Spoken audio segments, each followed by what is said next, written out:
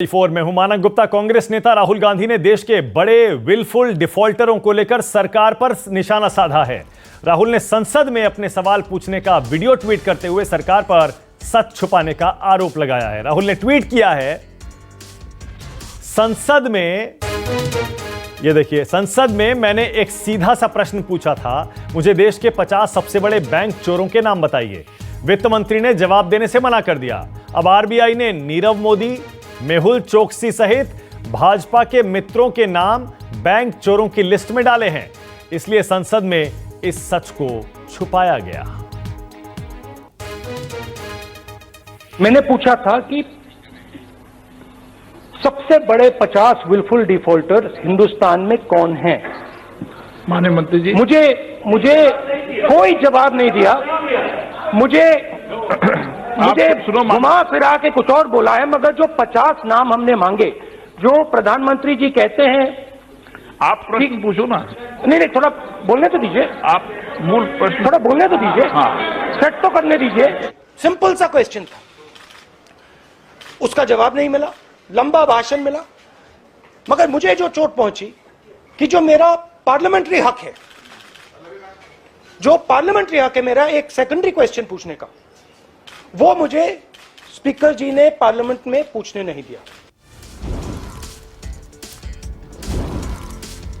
तो देखा आपने, राहुल गांधी ने अब जबकि बड़े बैंकों ने विलफुल डिफॉल्टर्स के लोन को राइट ऑफ कर दिया है, अब राहुल गांधी कह रहे हैं कि सरकार ने इन नामों को छिपाया।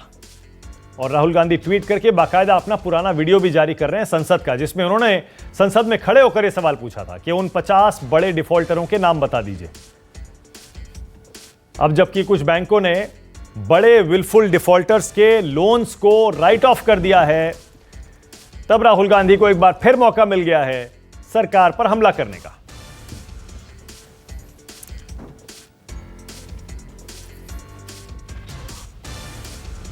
तो राहुल गांधी एक बार फिर से सरकार पर हमलावर, और इस बार मुद्दा है विलफुल डिफॉल्टर्स का। ऐसे बड़े बड़े बिजनेसमैन जो कि बैंकों से लोन ले लेते हैं लेकिन उसके बाद वो पैसा चुकाते नहीं हैं।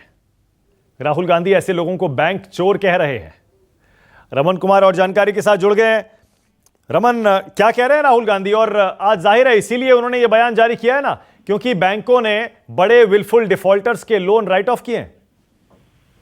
देखिए मानक, जो जानकारी आई है वो जानकारी आरबीआई ने दी है। आरबीआई ने आरटीआई को जानकारी दी है, और उस जानकारी मिलने के बाद राहुल गांधी ने सवाल किया है कि जिस वक्त मैंने लोकसभा के अंदर सरकार से सवाल पूछा था, उस वक्त सरकार ने मेरे सवाल का जवाब नहीं दिया, क्योंकि इस 50 विलफुल डिफॉल्टर्स में नीरव मोदी का भी नाम है, विजय माल्या का भी नाम है, जिस पर लगातार ये आरोप लगाया जाता रहा है कांग्रेस पार्टी और राहुल गांधी की तरफ से कि सरकार की तरफ से इन्हें मदद दी गई, लगातार मदद दी गई, और इन्हें भगाने के बारे में भी सरकार ने कार्रवाई नहीं की और ये देश से भाग गए।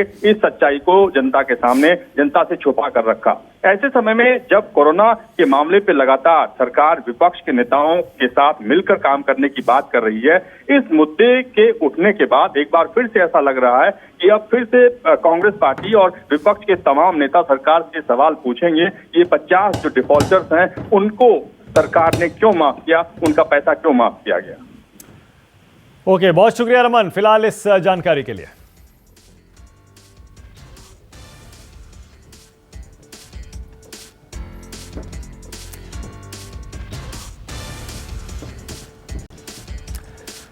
चलिए आगे बढ़ते हैं। जेएनयू में वाइस चांसलर ने विश्वविद्यालय में रामायण पढ़ाए जाने की बात कही है। वाइस चांसलर ने कहा, कोरोना काल में रामायण को पढ़ाया जाना अच्छी बात है। जेएनयू में 2 और 3 मई को ऑनलाइन सेमिनार कराया जाना है। On the leadership lessons from Ramayana at JNU, well, Mahatma Gandhi himself said that there is no one greater than Rama. Rama is formless and timeless. Mahatma Gandhi emphasized how Rama taught us to uphold truth, justice, equality, and equanimity even under adverse circumstances. There is a great deal to learn from Ramayana to enrich our lives, particularly during these challenging times of यानी अब JNU में रामायण पढ़ाए जाने की बात हो रही है, इस पर विवाद होना तय है। संजीव त्रिवेदी जुड़ गए हैं और जानकारी के साथ। संजीव, क्या कोई रिएक्शन आया अभी तक वीसी के इस बयान पर? संजीव सुन पा रहे हैं? हाँ, सुन पा रहा हूँ आपको। और ये जो एक नया कदम सामने आया है, जाहिर है इसका पुरजोर समर्थन और विरोध दोनों होगा। वाइस चांसलर जगदीश कुमार आमतौर पर साइंटिफिक अप्रोच के लिए जाने जाते हैं और उन्होंने ऑनलाइन एग्जाम्स और तमाम चीजें शुरू की हैं। और ऐसे में जेएनयू में अब रामायण की पढ़ाई तार्किक भी है और कहीं ना कहीं उसका जबरदस्त विरोध होगा, इस बात की भी पूरी गुंजाइश है। अभी जेएनयू बंद है, लेकिन नया सेमेस्टर शुरू हो तो कैसे शुरू हो, इस पर विचार चल रहा था कि एक नई बात सामने आई है। और जाहिर है कि संस्कृत स्टडीज जो है वहां पर ऑलरेडी है, तो वैसे में क्या जब वहाँ रामायण पढ़ाया जा सकता है, कोर्स में अगर रखा जा सकता है, इस पर बहुत ज्यादा विवाद की जरूरत है क्या? लेकिन दूसरा पक्ष ये कह सकता है कि जो सिलेबस तय किया जाता है उसमें बहुत सी बातें होती हैं, ध्यान में रखना पड़ता है। तो तमाम ऐसी बातें हैं। जेएनयू हमेशा से विवाद के केंद्र में रहा है और जाहिर है इस नए फैसले के बाद और भी ज्यादा विवाद हो सकता है। जी, बहुत शुक्रिया संजीव इस जानकारी के लिए। आगे बढ़ते हैं। महाराष्ट्र और गुजरात जैसे बड़े राज्यों में जहां अव्यवस्थाओं के चलते शेल्टर होम से प्रवासी मजदूरों के भागने और हंगामे की खबरें सामने आती हैं, वहीं छत्तीसगढ़ के रायपुर में बना शेल्टर होम यहां ठहरने वाले मजदूरों के लिए घर बन गया है, जो इन्हें न सिर्फ आश्रय दे रहा है बल्कि यहां से निकलने के बाद अपनी जिंदगी रोशन करने का हुनर भी सिखा रहा है। और यही कारण है कई मजदूर अब यहीं बस जाना चाहते हैं। 27 तारीख को प्रधानमंत्री नरेंद्र मोदी की मुख्यमंत्रियों के साथ वीडियो कॉन्फ्रेंसिंग में लॉकडाउन और आर्थिक पैकेज के बाद जो मसला छाया रहा वो था प्रवासी मजदूरों का। जहां कई राज्यों के लिए यही मजदूर कोरोना की रोकथाम में समस्या बनकर उभरे हैं, तो वहीं छत्तीसगढ़ की भूपेश बघेल सरकार ने इस मुश्किल घड़ी में जिस तरीके से इन मजदूरों में अपने प्रति विश्वास पैदा किया है वो काबिले तारीफ है। दरअसल रायपुर में बाहरी मजदूरों को जहां रुकवाया गया है, उस जगह को रायपुर जिला प्रशासन ने स्किल सेंटर के रूप में विकसित कर दिया है। पंजाब, उत्तर प्रदेश, झारखंड, महाराष्ट्र, पश्चिम बंगाल, बिहार और मध्य प्रदेश के रायपुर में फंसे मजदूर अब यहीं रच बस गए हैं। मजदूरों का ये आश्रय स्थल बन गया है स्किल डेवलपमेंट सेंटर। लॉकडाउन के दौरान सबसे ज्यादा अगर कोई परेशान हो रहे हैं तो वो हैं देश के मजदूर। लेकिन छत्तीसगढ़ सरकार ने मजदूरों के रहने के लिए बाकायदा आश्रय स्थल बनाए हैं और वो आश्रय स्थल अब ऐसे बन चुके हैं कि मजदूर वहाँ से अब जाना ही नहीं चाहते, आश्रय स्थल को ही मजदूर अपना घर समझने लगे हैं। शायद इसीलिए ये जो तस्वीरें हैं ये बता रही हैं कि मजदूर यहाँ जो रुक गए थे लॉकडाउन के दौरान, वो आश्रय स्थल में किस तरह से बाकायदा यहाँ पर वॉलीबॉल खेल रहे हैं। इसके अलावा जो है छत्तीसगढ़ सरकार और रायपुर प्रशासन ने अलग अलग तरह की व्यवस्थाएं बनाई है ताकि मजदूर यहाँ पर किसी भी तरह की बोरियत न महसूस करें। ये आप देख सकते हैं कि जो मजदूर यहाँ पर फंसे हुए हैं, मजदूरों के परिवार के लोग हैं, उनके खेलने के लिए यहाँ पर व्यवस्था बनाई गई है कि वो बाकायदा जो है यहाँ पर किसी भी तरह से बोर ना हो पाएँ, चेस खेलें। इसके अलावा आप देख सकते हैं कि ये बच्चे हैं यहाँ पर जो यहाँ पर कैरम खेल रहे हैं। ख़ास बात यह है कि यहाँ जो मजदूर फंसे हुए हैं उन्हें किसी भी तरह की दिक्कत ना हो, इसके लिए रोज़गार के भी साधन बनाए गए हैं। ये देख सकते हैं यहाँ पे कि यहाँ लोग जो है फाइलें बना रहे हैं, फाइलें बनाना सीख रहे हैं। इसके अलावा जो इन्वेलप है, इन्वेलप बनाना सीख रहे हैं। महिलाएं किस तरह से जो है यहाँ पर अपनी चीज़ें वो कर पाएँ, उसके लिए व्यवस्था यहाँ पर की गई है। ज्वेलरी सिखाई जा रही कि ज्वेलरी कैसे बनाई जाती है, आर्ट ज्वेलरी की कला यहाँ पर सिखाई जा रही है। लोगों को बाकायदा यहाँ पर मास्क बनाना भी सिखाया जा रहा है। इस तरह से मशीनें लगा दी गई हैं और यहाँ पर पुरुष और महिलाएं मास्क भी बना रही हैं। इसके अलावा मैं दिखाना चाहता हूँ कि यहाँ पर जो है अलग अलग जो है राज्यों के जो लोग हैं वो तरह तरह की चीज़ें यहाँ पर बना रहे हैं। ये क्या बनाया है आपने?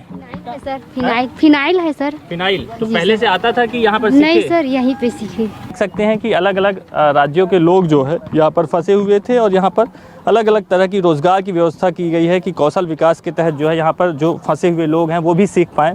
ये खास बात है। यहाँ पर साबुन बनाया भी सिखाया जा रहा है कि साबुन किस तरह से बनाई जाती है। ये देख सकते हैं कि यहाँ पर लोग साबुन बनाना भी सीख रहे हैं। छत्तीसगढ़ की राजधानी रायपुर के लंबाडी में वॉलीबॉल खेलते ये लोग अलग अलग राज्यों से हैं। लॉकडाउन की वजह से रायपुर में फंस गए तो इन सभी को आश्रय स्थल में लाकर रुकवा दिया गया। करीब 1 महीने से यही है। ये मानते हैं कि घर तो जाना है, लेकिन इतनी अच्छी व्यवस्था है तो परेशानी नहीं हो रही। आश्रय स्थल के अंदर सोशल डिस्टेंसिंग का पालन करते हुए महिलाएं अपने रोजगार में जुटी हैं, तो वहीं बच्चों के लिए खेलने की व्यवस्था की गई है। फिनाइल से लेकर मास्क और आर्टिफिशियल ज्वेलरी बनाने तक का काम किया जा रहा है। जैसा मजदूर वैसा काम। डॉक्टर की व्यवस्था से लेकर अंडा और दूध तक मजदूरों को दिया जा रहा है। कुछ लोग ऐसे हैं जो अब यहीं रहना चाहते हैं और इसी तरह के काम में व्यस्त रहना चाहते हैं। पीएम आवास के तहत मकानों में जहां इन्हें ठहराया गया है, वहां भी 2 कमरों में 5 लोगों को ही रहने की इजाजत है। शेल्टर होम में रहने वाले मजदूरों के बच्चों के लिए बाकायदा 1 कमरा पढ़ाई लिखाई के लिए भी बनाया गया है। इसके अलावा जो मजदूर फिलहाल आसपास के हैं और अपने घर जाना चाह रहे हैं, उनके लिए एक वापसी किट तैयार की गई है। उसमें उनके राशन के साथ चादर, तौलिया, मास्क की व्यवस्था की गई है। साथ ही रोजाना यहाँ रहने वाले लोगों का हेल्थ चेकअप भी कराया जाता है। शासन की इस पहल की अब हर कोई तारीफ कर रहा है। वहीं मजदूर भी लॉकडाउन तक यहीं पर रहने में कोई दिक्कत महसूस नहीं कर रहे। खास बात यहाँ ये दिखाई दी कि यहाँ पे जो लोग रह रहे हैं उनके रोजगार की भी व्यवस्था की गई है। उन्हें कौशल विकास के तहत कई तरह की चीज़ें भी सिखाई जा रही है। तो क्या वो जब घर जाएंगे तो उन्हें कुछ पैसे भी मिलेंगे, राशन भी मिलेगा, क्या योजना है? राशन हम दे रहे हैं, ठीक है, राशन देने की हमने पूरी व्यवस्था की है। और जिन मजदूरों को हम यहाँ से भेज रहे हैं वहाँ के सिखा रहे हैं यहाँ पर हमने, चूँकि मास्क की बहुत ज़रूरत थी, मास्क बना रहे हैं, paper bag, file pads, phenyl, साबुन, डिटर्जेंट पाउडर और आइए अब आपको सीधे हेल्थ मिनिस्ट्री की, स्वास्थ्य मंत्रालय की प्रेस कॉन्फ्रेंस में ले चलते हैं। उन्होंने पाया कि क्वारंटाइन क्लस्टर्स के जो एंट्री पॉइंट्स हैं उसमें पुलिस और मेडिकल टीम्स की जॉइंट व्यवस्था है। टीम ने विभिन्न स्टेक होल्डर्स के साथ भी विचार विमर्श किया। सिविल हॉस्पिटल के दौरान विजिट के दौरान उन्होंने पेशेंट्स के रिश्तेदारों के साथ बातचीत की। अस्पताल की सुविधाएं संतोषजनक पाई गई। मरीजों के रिश्तेदारों ने भी उन्हें बताया कि वे सुविधाओं से संतुष्ट हैं। उन्होंने केयर सेंटर का भी दौरा किया और पाया कि वहां पे पर्याप्त क्षमता है और जिन मरीजों में कोविड के लक्षण दिखाई पड़ते हैं, आवश्यकता पड़ने पर डेडिकेटेड कोविड हॉस्पिटल में पहुंचाने की उनके पास अच्छी व्यवस्था है। अभी तक 19-20 मरीजों को वहां पे शिफ्ट किया गया है। यहाँ भी सुविधाएं संतोषजनक है। टीम ने पाया कि जो इंडियन रेड क्रॉस सोसाइटी ने पुलिस और प्रशासन के साथ मिलकर जो रक्तदान शिविर का आयोजन किया था, वहां भी सोशल डिस्टेंसिंग इत्यादि का पालन हो रहा है। सर्वेलेंस और वल्नरेबल पॉपुलेशन की पहचान के लिए प्रशासन ने काफी कदम उठाए हैं। उन्होंने हाउस टू हाउस सर्वे किया है, इलेक्टोरल रोल का डेटा यूज किया, प्रोजेक्ट लाइफलाइन का डेटा, निक्षय का डेटा, टेको प्लस डेटा इत्यादि के माध्यम से उन्होंने वल्नरेबल लोगों की पहचान की है और उनकी टेस्टिंग चल रही है। प्राइमरी हेल्थ सेंटर के कैंप में उन्होंने एक मोबाइल टेस्टिंग वैन को भी देखा जिसको लोकल री इंजीनियरिंग से बनाया गया है और ये काफी लाभदायक सिद्ध हुई है और मेडिकल टीम के लिए भी सुरक्षित है। आईएमसीटी ने सुझाव दिया है कि राज्य सरकार केंद्रीय सरकार की सहायता लेकर सरदार वल्लभ भाई पटेल अस्पताल में एक मल्टी डिसिप्लिनरी रिसर्च यूनिट की स्थापना करे, जहां उपकरणों की कोविड टेस्टिंग के लिए फैसिलिटीज डेवलप की जा सकती हैं। आईएमसीटी ने पाया कि लॉकडाउन का सख्ती से अनुपालन हो रहा है। पुलिस ने काफी इनोवेटिव सॉल्यूशंस यूज किए हैं, जैसे कि ड्रोन्स, और जिससे कि सोशल डिस्टेंसिंग का उल्लंघन ना हो। उन्होंने काथवाड़ा और नरोड़ा के शेल्टर होम्स का दौरा किया। चूंकि प्रशासन ने करीब ऐसे 33 शेल्टर होम्स बनाए हैं, उन्होंने ये भी सुझाव दिया कि जितने जो श्रमिक हैं उनको इस तरह 33 शेल्टर होम्स में बांटा जाए जिससे कि सोशल डिस्टेंसिंग अधिकतम हो पाए। यहाँ सारे शेल्टर होम्स में सुविधाएं अच्छी उपलब्ध थी और योगा और अन्य एंटरटेनमेंट की भी सुविधाएं थी। एक अनूठा उन्होंने प्रयोग पाया अहमदाबाद में। जो ग्रामीण एरिया है वहाँ हर ग्राम पंचायत में एक ग्राम योद्धा समिति का गठन किया गया है। ग्राम योद्धा समिति में सरपंच है, विलेज हेडमैन है, हेल्थ वर्कर है, हेडमास्टर है, तलाटी इत्यादि हैं। ये समिति जो है लॉकडाउन का पालन करते हुए गांव में राशन, सब्जी, दवाइयाँ इत्यादि को डोर स्टेप पे डिलीवर करती है। इसके अलावा वो आवाजाही पे और लॉकडाउन के नियमों के पालन पर भी नजर रखती है। आईएमसीटी का सुझाव है कि इस इनिशिएटिव को बाकी राज्यों द्वारा भी अपनाया जा सकता है। आईएमसीटी ने यह भी पाया कि जो सनंद इंडस्ट्रियल बेस है वहां पे फार्मा इंडस्ट्रीज चालू हैं और अब ऑटोमोबाइल यूनिट्स भी चालू हो गई हैं जो करीब 50% क्षमता पर काम कर रही हैं और 50,000 में से करीब 30,000 मजदूर काम पर वापस आ चुके हैं। आईएमसीटी ने वरिष्ठ अधिकारियों के साथ बैठक की और अपने सारे सुझाव उनके साथ साझा किए। हमारा पूरा विश्वास है कि केंद्र और राज्य सरकारों के संगठित प्रयासों से हम कोविड-19 के विरुद्ध जो हमारा अभियान है उसमें सफल होंगे। धन्यवाद। Health ministry representative please. पिछले एक दिन में अगर हम देखें तो देश में 1543 नए केसेज आए हैं, जिससे कि हमारे टोटल कंफर्म केसेज की संख्या अब 29,435 हो चुकी है। और अगर हम देखें कि जो हमारे केस एक्टिव मेडिकल सुपरविजन में हैं तो उनकी संख्या 21,632 है। अब तक पिछले 24 घंटे में 684 patients have been found cured, जिससे कि हमारा टोटल लोग जो क्योर हुए हैं वह संख्या 6,868 हो चुकी है। इससे हमारा रिकवरी रेट करीब 23.3% इस टाइम में समय हो गया है, जो कि एक बहुत ही प्रोग्रेसिव इंक्रीज है। मैं आप लोगों की दृष्टि में लाना चाहूंगा। आज देश में 17 ऐसे जिले हैं जहां पर पहले केस आए थे लेकिन पिछले 28 दिनों से कोई नया केस रिपोर्ट नहीं हुआ है। इन जिलों में एक जिले की बढ़ोतरी हुई है, जैसे कि कल बताया था हमने आपको, और एक जिला ड्रॉप हुआ है, यानी कि 2 जिले ऐड हुए हैं और एक जिला ड्रॉप हुआ है। जो जिले ऐड हुए हैं वह है कलिम्पोंग वेस्ट बंगाल में, वायनाड केरला में, और जो जिला जहां पर एक एडिशनल केस आया है वह है लखीसराय बिहार में। इसका सीधा तात्पर्य यही है कि हमें कांस्टेंट विजिल मेंटेन रखने की आवश्यकता है। किसी भी जिले में, किसी भी स्टेट में जब हम कार्य करें तो वहां पर किसी भी तरह की रिलैक्सेशन ना हो। आज माननीय स्वास्थ्य मंत्री जी ने वीडियो कॉन्फ्रेंस के द्वारा डिपार्टमेंट ऑफ बायोटेक्नोलॉजी और उनके 18 ऑटोनोमस बॉडीज और साथ में उनसे संबंधित पीएसयूज के डायरेक्टर्स के साथ रिसर्च के बारे में समीक्षा की। उन्होंने मेक इन इंडिया के तहत antibody detection kits, real time PCR based detection kits और कोविड-19 के लिए वैक्सीन के डेवलपमेंट को फास्ट ट्रैक करने के लिए कहा। माननीय स्वास्थ्य मंत्री जी ने आज दिल्ली के लेफ्टिनेंट गवर्नर साहब, दिल्ली के स्वास्थ्य मंत्री, कॉरपोरेशन कमिश्नर्स, दिल्ली के सभी जिलों के डीएम्स और डीसीपीज, सेंट्रल और स्टेट के जितने हमारे हॉस्पिटल्स हैं उनके डायरेक्टर्स के साथ भी कोविड सर्वेलेंस के करंट स्टेटस का दिल्ली और आसपास के प्रांतों से संबंधित रिव्यू किया। स्वास्थ्य मंत्रालय ने वेरी माइल्ड या प्री सिम्टोमेटिक पेशेंट्स के लिए होम आइसोलेशन पर दिशा निर्देश जारी किए हैं। जिन पेशेंट्स के पास सेल्फ आइसोलेशन के लिए उनके रेजिडेंस पर रिक्विजिट फैसिलिटी है, उनके पास इस होम आइसोलेशन के लिए ऑप्शन होगा। ये प्रेजेंट गाइडलाइंस जो हमने इशू की हैं, ये गाइडलाइंस 7 अप्रैल को जो हमने इससे पहले सस्पेक्टेड और कंफर्म केसेस को मैनेज करने से संबंधित गाइडलाइन थी, उनके एडिशन में है। होम आइसोलेशन की जो गाइडलाइंस हैं, इसमें कुछ एलिजिबिलिटी कंडीशंस हैं, जैसे कि पेशेंट को सेल्फ आइसोलेशन पर एक अंडरटेकिंग को भरना होगा। मेडिकल ऑफिसर द्वारा व्यक्ति को क्लिनिकली या तो वेरी माइल्ड केस या प्री सिम्टोमेटिक केस डायग्नोस करना होगा। उन्हें मोबाइल पर आरोग्य सेतु एप्लीकेशन को डाउनलोड करते हुए उसको निरंतर उपयोग करना होगा।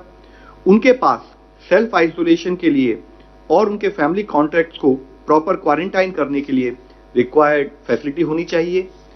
24/7 बेसिस पर देखभाल करने के लिए उनके पास एक केयर गिवर अवेलेबल होना चाहिए और केयर गिवर और हॉस्पिटल के बीच में एक प्रॉपर कम्युनिकेशन लिंक स्टैब्लिश होना चाहिए। केयर गिवर और उनके जितने भी क्लोज कॉन्टैक्ट हैं उनको हाइड्रोक्सिल क्लोरोक्विन। अगर आपको हमारा ये वीडियो पसंद आया हो तो इसे लाइक और शेयर जरूर करें। अगर इस वीडियो पर आपकी कोई राय है तो नीचे कमेंट भी कर सकते हैं। और हाँ, देश और दुनिया की तमाम खबरों से वाकिफ रहने के लिए अभी सब्सक्राइब करें न्यूज़ 24 का यूट्यूब चैनल। न्यूज़ 24, निष्पक्ष खबरें।